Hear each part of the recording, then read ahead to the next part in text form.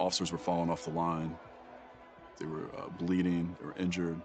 I mean, I was terrified that if they broke our lines, they were going to be able to encircle our officers, kind of pick them off one by one.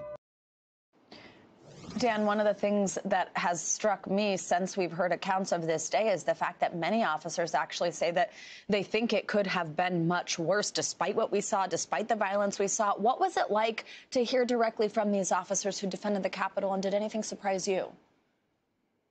I was shocked by just how overwhelmed they felt, and these are officers who are experienced and I guess tough guys.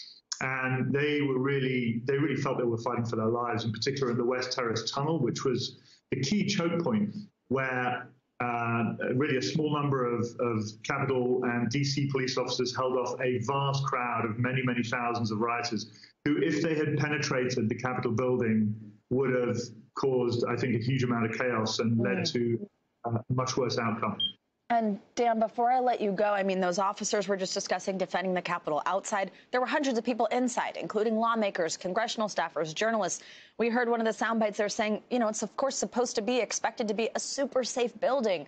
What did they have to say about that day being essentially trapped inside the Capitol as rioters were outside and then eventually in the halls? The Senate and the House were still sitting when rioters at 13 minutes past 2 broke into the building. I found that extraordinary. I mean, legislators were terrified, and I think with good reason. There could have been a lot of violence in the chamber, and they were lucky to get out alive, I think. Absolutely. Dan Reed, I'm looking forward to seeing this film.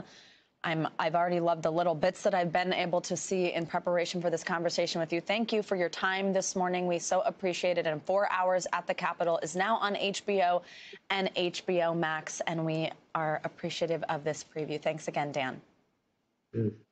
And coming up, a 12-year-old girl still dealing with symptoms 1 year after recovering from COVID-19. More on how she says her life has changed. That's next on Morning News Now.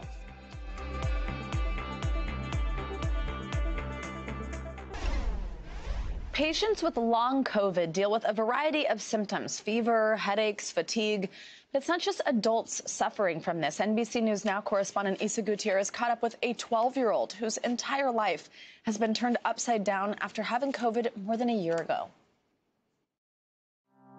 Before COVID, I was very energetic and I was doing cheer. Wednesday's life looks nothing like it did 13 months ago. I miss being able to go out and do more. A month after recovering from COVID last year, she was diagnosed with post-acute COVID-19, also known as long COVID. Her mom, Melissa, says Wednesday continues to show symptoms on and off. It's been something different almost every time. Wednesday has had 23 waves of long COVID symptoms this year. They've ranged from lethargy and headaches to fevers. The fever will sometimes go up to 103.4, stay up for a week like that. And worse. The seizure came out of nowhere. She was sitting at just doing her work on her computer, and she had a seizure. Wednesday says it's impacted every aspect of her life, including her longtime passion. Just recently, I had to push myself away from cheer for a little bit because mentally and physically, I was just drained. But aside from her unpredictable health, her mom says keeping up with school and getting the extra support she needs has been the biggest challenge. We put her back last year for the second semester in person because she really wanted to go. It was very difficult. It's my assumption that they really didn't believe her. In August, Wednesday started at a new school in Mount Holly, North Carolina. Going into this year to get the accommodations right, it's been a battle. And she is now on homebound accommodation. Hopefully we're on the right track. We reached out to the Gaston County School District where Wednesday goes to school, but they did not provide a comment.